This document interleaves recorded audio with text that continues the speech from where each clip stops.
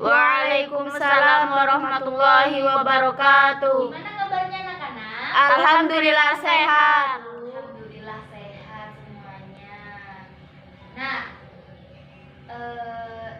sebelum kita belajar pada pagi hari ini, kita berdoa terlebih dahulu ya. Silahkan untuk ketua kelas memimpin doa. Persiapan duduk. Berdoa mulai. Selesai. Nah, ibu absen dulu ya, yang hadir dan tidak hadir. Itu ada yang kosong, siapa? Oke, sebelum itu biar ibu tahu, kita absen terlebih dahulu. Yang pertama ada Alivia. Hadiroh. Oke, Ahmad. Hadir. Ahmad hadir. Terus ada Arina. Hadiroh. Erlina. Hadiroh. Pristivina. Hadiroh. Zaki. Hadirah. Oh, Zaki. Hadirah. Oke, hadir. Di belakang sendiri ya? Iya, Bu. Terus ada Atul. Hadirah. Atul hadir. Farida. Hadirah, Bu. Oke, hadiroh. Kemudian ada Anton. Hadir. Hadir. Itu siapa yang belum di absen? Ada yang belum di absen? Jamal. Oh, Jamal. Jamal itu ada nggak? Sakit, Bu. Oh, sakit. Oke, Jamal sakit. Nah, untuk kalian semuanya, karena cuacanya hari ini sekarang yang tidak menentu, kalian jaga kesehatan ya. Siap, Bu. Oke, jangan untuk kalian semuanya, Ibu harap bisa menjaga kesehatan ya. Dan juga kita harus senantiasa menjaga kebersihan. Sihan. Karena apa? Kebersihan adalah sebagian dari Iman. Nah, karena Ibu tadi menyinggung mengenai kebersihan dari iman, minggu lalu kita sudah belajar mengenai apa? Air. Macam-macam Air. Nah, macam-macam air itu apa saja kemarin anak-anak? Air mensuci-mensucikan. Nah, terus air yang tidak suci yang tidak suci dan tidak mensucikan. dan tidak mensucikan. Masih ingat ya kalian semuanya? Hebat, tepuk tangan. Nah, pada pembelajaran kali ini kita akan belajar mengenai toharoh. Nah, untuk toharoh itu tujuan kita mempelajari toharoh pada hari ini yaitu agar kita semua bisa mengetahui dan memahami apa sih itu toharoh dan bagaimana cara kita bersuci dari hadas dan najis. Oke, kita mulai pembelajaran pada hari ini ya anak-anak. Siap, Bu. Siap. Oke, dibuka bukunya halaman 25. Oke anak-anak, kita akan belajar mengenai toharoh. Tahukah kalian apa itu toharoh? Toharoh artinya bersuci dari najis dan hadas. Najis yaitu kotoran yang menjadi sebab terhalangnya seseorang untuk beribadah kepada Allah. Sedangkan hadas adalah keadaan tidak suci pada diri seorang muslim yang menyebabkan ia tidak boleh sholat, tawaf, dan lain sebagainya. Nah, macam-macam toharoh itu dibagi menjadi dua. Ada bersuci dari hadas dan bersuci dari najis. Nah, bersuci dari najis itu. Nah, pertama kita akan mengetahui apa sih macam-macam najis. Nah, di sini dijelaskan ada 3 macam najis, yaitu najis mukhafafah, najis mutawasito, dan najis mukhaladoh.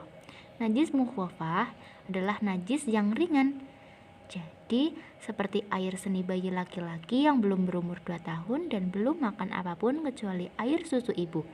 Cara menyucikannya sangat mudah, cukup dengan memercikan atau mengusapkan air yang suci pada permukaan yang terkena najis. Kemudian untuk najis mutawasito adalah najis pertengahan. Contoh najis ini seperti darah, nanah, air seni, tinja, bangkai binatang, dan lain sebagainya. Nah, yang terakhir itu ada najis mukhaladoh. Apa sih najis mukhaladoh?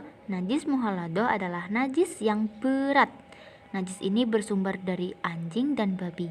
Dan untuk cara mensucikannya yaitu melalui beberapa tahap, yaitu dengan 7 kali basuhan, dan 1 diantaranya menggunakan air yang dicampur dengan tanah. Barulah najis mukhaladoh itu katakan suci. Nah, kalau bersuci dari hadas, sebelum itu kita Nah, di sini ada hadas kecil dan juga hadas besar. Nah, hadas besar jika kita terkena hadas kecil apabila mengalami dan melakukan salah satu dari 4, yaitu yang pertama, kalau keluar sesuatu dari kubul atau kemaluan dan dubur. Yang kedua, hilang akal karena tidur. Yang ketiga, bersentuhan kulit antara laki-laki dan perempuan yang bukan muhrim dan juga menyentuh obul atau kemaluan dari dubur dengan telapak tangan. Nah, cara mensucikan hadas kecil yaitu dengan cara berwudu dan juga bertayamum. Kemudian yaitu hadas besar. Hadas besar itu jika kita terkena hadas besar apabila mengalami atau melakukan salah satu dari 6 perkara, yaitu yang pertama berhubungan suami istri atau bersetubuh. Kemudian yang kedua karena keluar mani, yang ketiga karena haid itu untuk perempuan ya atau menstruasi, dan yang keempat itu melahirkan, kelima itu nifas. Nah, yang keenam itu ketika kita sudah meninggal dunia, kita akan dimandikan agar kita suci. Nah, cara mensucikannya itu hadas besar itu dengan mandi, yang disebut juga mandi wajib, membasahi seluruh tubuh dari ujung rambut sampai ujung kaki. Nah, bersuci dari hadas kita itu bersuci dari hadas besar dan kecil. Yang pertama ada bersuci dengan cara berwudu.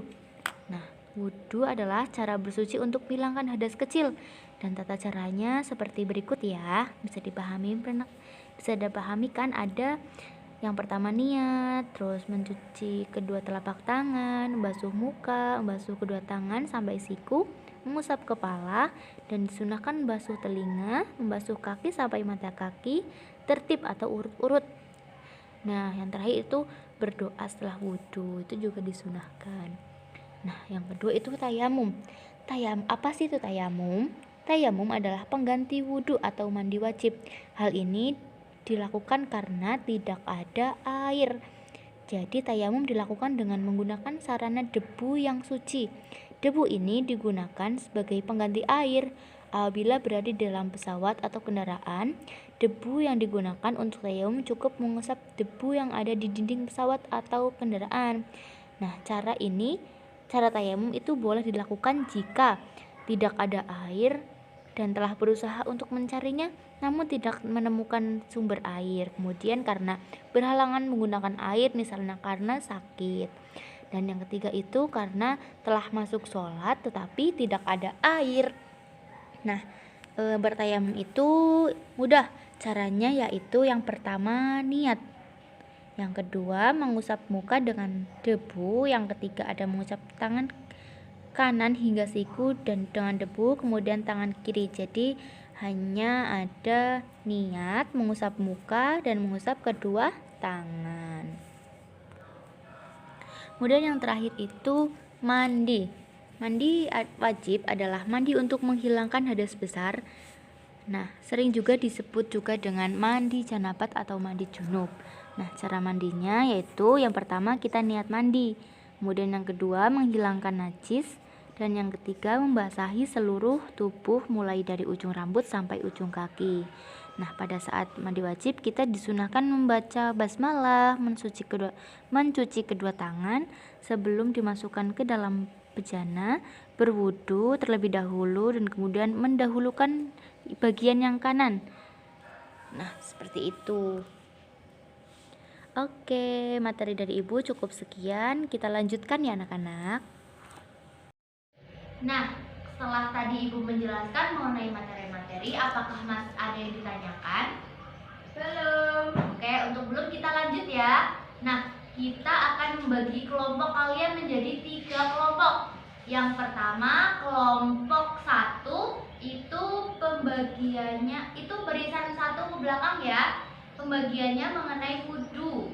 Kemudian kelompok 2 itu tentang mandi, dan kelompok 3 barisan ini kita membahas mengenai tayamum. Nah, untuk tugasnya itu setiap kelompok mendiskusikan mengenai materi tadi ada materi wudhu, mandi dan tayamum. Di situ dijelaskan ya mengenai pengertian, terus dalil, juga tata cara dan nanti setelah kalian mendiskusikan, kalian akan mempresentasikan satu kelompok perwakilan ya. Jadi nanti ada yang menjadi praktik di depan untuk menunjukkan kepada teman-teman mempresentasikan mengenai hasil diskusi kelompok kalian.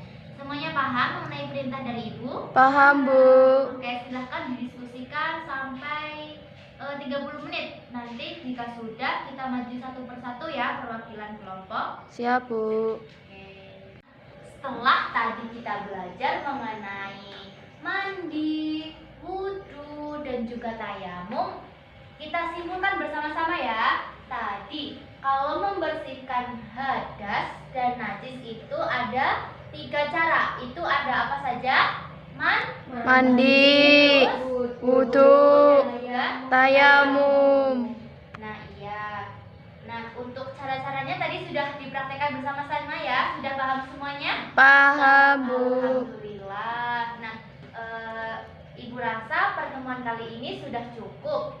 Untuk pertemuan minggu depan kita akan belajar mengenai sholat. Jadi kalian di rumah Ibu mohon untuk belajar atau mencari informasi tentang materi apa itu sholat ya.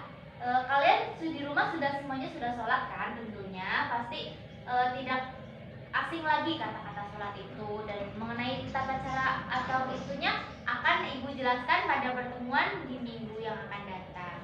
Oke, Ibu cukupkan. Silahkan ketua kelas untuk memimpin doa. Persiapan duduk. Doa mulai. Doa selesai. Beri salam. Wassalamualaikum Warahmatullahi wabarakatuh.